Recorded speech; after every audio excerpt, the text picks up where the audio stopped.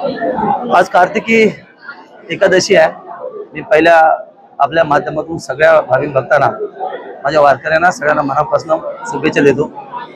तर आज खूप अतिवृष्टी चालू आहे, पाऊस जास्त होतो या ठिकाणी, पण आजचा दिवस ऐतिहासिक आहे। आजच्या दिवशी बाबासाहेब डॉक्टर बाबासाहेब आंबेडकर स्मारकाचं लोकार्पण व्हावं ही आमची सगळ्यांची इच्छा असल्या कारणाने या बौद्ध बांधवांच्या माध्यमातून, त्यांच्या संघटनेच्या माध्यमातून आज या ठिकाणी जगदीशभाई गायकवाड असेल, आदरणीय मोरे साहेब असतील, संघटनेचे सगळे मान्य पदाध्यक्ष उपाध्यक्ष पदाधिकारी असतील, या तालुक्यातील किंवा जिल्ह्यातील सगळे प्रमुख पदाधिकारी कार्यकर्ते असतील, त्यांच्या उपस्थितीमध्ये आज खऱ्या अर्थाने हा सोहळा पार पडला। मला आनंददायी क्षण आहे, कारण ज्या भूमीमध्ये बाबासाहेबांचं पदस्पर्श झालेलं आहे त्या पावन भूमीमध्ये अद्याप स्मारक होणं ही काळाची गरज होती। तर गेले कित्येक वर्ष ते लोक प्रयत्नशील होते, पण मी आमदार झाल्यानंतर आणि कविता गायकवाडताई जिल्हा परिषद अध्यक्ष झाल्यानंतर खऱ्या याला चालना मिळाली आणि त्याच्यात पूर्ती सोहळा आहे। आम्ही दोघे या ठिकाणी उपस्थित आहोत आणि अतिशय सुंदर असा मनाला नेत्रदीपक असा सोहळा या ठिकाणी पार पडतो। यासाठी असा राजकारणामध्ये हे सगळं होत असतं, पण शेवटी प्रमुख पदावर बसलेल्या लोकांनी अशी चूक करणं ही शोभत नाही आहे। एखादा ऐरागैऱ्या कार्यकर्त्यांनी बोललं तर गोष्ट वेगळी आहे, पण ज्यांच्याकडे पक्षाचं प्रमुख पद आहे, स्वतः खासदार आहेत, त्यांची कन्या आहे, अशा लोकांनी अशा पद्धतीचं चिल्लर गोष्टी करणं हे त्यांना शोभनीय निश्चित आहे।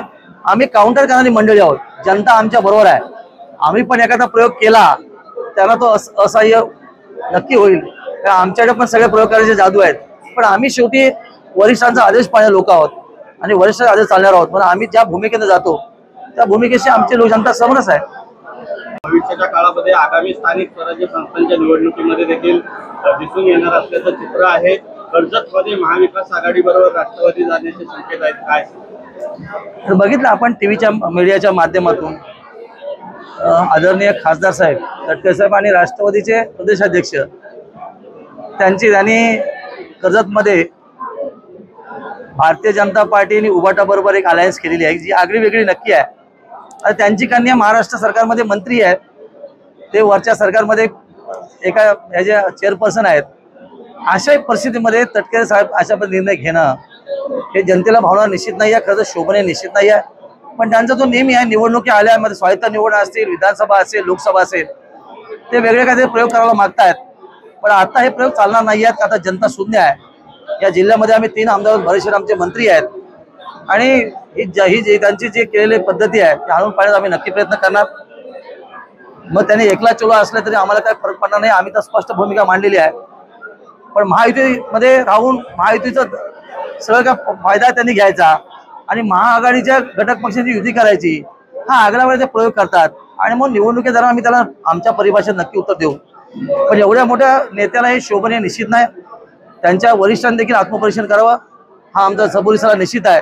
पण असे प्रयोग जरी केले तरी आम्ही 3 मातब्बर नेते आहोत आणि शिंदे साहेबांचा आशीर्वाद आमच्या पाठी आहे। असे राजकीय प्रयोग आम्ही हाणून पाडण्याचा नक्की प्रयत्न करणार। जनता हुशार आहे, जनता अशांना कधीही मत देणार नाही आहे। जनता याच्या विरुद्ध काम करून येणाऱ्या स्वायत्त निवडणुकीमध्ये जिल्हा परिषद असेल, नगरपालिका असेल, महानगरपालिका असेल, याच्यामध्ये जनता अशा यांना नक्की उत्तर देईल। टाइम्स डिजिटलला लाईक करा, शेअर करा, सबस्क्राईब करा आणि बेल आयकॉन दाबायला विसरू नका। Times digital.